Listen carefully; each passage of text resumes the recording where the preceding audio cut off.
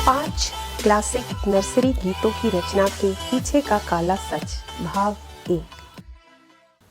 हमने छोटे बच्चों को अक्सर झूमते नाचते हुए नर्सरी गीतों को गाते सुना है। वे खुशी खुशी इन गीतों को गाते दोहराते रहते हैं। लेकिन क्या आप जानते हैं इन गीतों की रचना के पीछे की कहानी बहुत सुखद नहीं है। Stephen King, Edgar Allan Poe, HP. Lovecraft, Bram Stoker और मैरी शेली जैसे महान रचनाकारों ने अपने जीवन काल में हुई घटनाओं को जीवंत रखने के लिए गीतों के रूप में ढाल दिया, जिसे आज भी छोटे बच्चों द्वारा गाया व गुनगुनाया जाता है।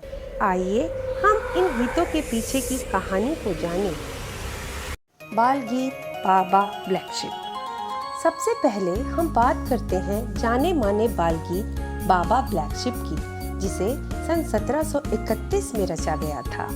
अधिकांश विद्वान इस बात से सहमत हैं कि बाबा ब्लैक शिप की रचना का संबंध ऊन बिक्री पर लगे कर से है, जिसे 1275 में लगाया गया था। इसमें काले नस्ल के लोगों पर भारी कर लगाए जाने की चर्चा की गई है, जिसमें कहा गया था अगर 3 बोरी ऊन का उत्पादन होता है तो 2 बोरी ऊन राजा को देना होगा, 1 बोरी ऊन चर्च ले लेगा और उत्पादक के पास कुछ भी नहीं बचेगा। इस गीत के केंद्र में नस्लीय भावना के होने की वजह से 20वीं सदी की उत्तरार्ध में कुछ स्कूलों ने इसे कक्षाओं में दोहराने पर प्रतिबंध लगा दिया, जिसमें कहा जाता था 2 for the master, 1 for the dame and none for the little boy who cried down the lane।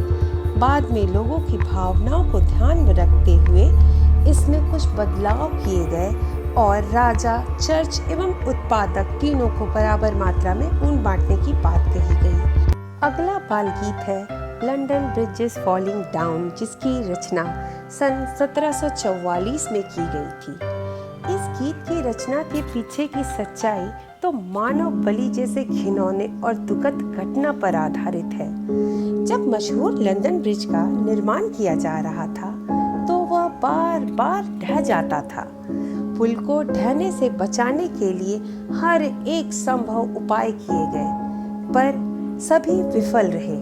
आखिर में एक अंधविश्वास के तहत लोगों ने एक बच्चे को उसकी नींव में चुनवा दिया और तब से आज तक यह पुल मजबूती से खड़ा है। इसलिए इस गीत को गाते समय बच्चे आज भी एक खेल खेला करते हैं, जिसमें 2 बच्चे एक आर्च बनाते हैं और अन्य बच्चे गीत के अंत तक आर्च के नीचे से दौड़ते हुए निकलते हैं और इस गीत के खत्म होते ही जो बच्चा आर्च बनाने वाले 2 बच्चों के हाथों में फंस जाता है वह मारा जाता है, अर्थात खेल से बाहर हो जाता है, बिल्कुल पुल की नींव में चिनवाए हुए बच्चे की तरह जो जीवन के खेल से बाहर हो गया। गीत 3 ब्लाइंड माइस, जिसकी रचना सन 1805 में की गई थी। यह गीत क्वीन मैरी ट्यूडर के शासनकाल में उसके द्वारा लोगों पर किए गए अत्याचार को दर्शाता है। उसे ब्लडी मैरी के नाम से भी जाना जाता है। माना जाता है कि उसकी क्रूरता के खिलाफ उसके ही 3 दरबारियों ने आवाज उठाई थी, जिसे इस बाल गीत में 3 चूहे कहा गया है। ये थे bishop Hugh Latimer, Nicholas Ridley और कैंटरबरी के आर्क बिशप थॉमस क्रैमर। इस तिकड़ी ने ट्यूडर को उखाड़ फेंकने के लिए साजिश रची थी, पर वे अपनी साजिश में विफल रहे। वे पकड़े गए और राजद्रोह के दोषी पाए गए, जिसकी वजह से उन्हें बड़ी ही क्रूरता से मैरी ट्यूडर ने अंधा करके बीच चौराहे में जिंदा जलाकर मरवा दिया। अब हम बात करेंगे बाल गीत जैक एंड जिल की, जिसे 1765 में लिखा गया था।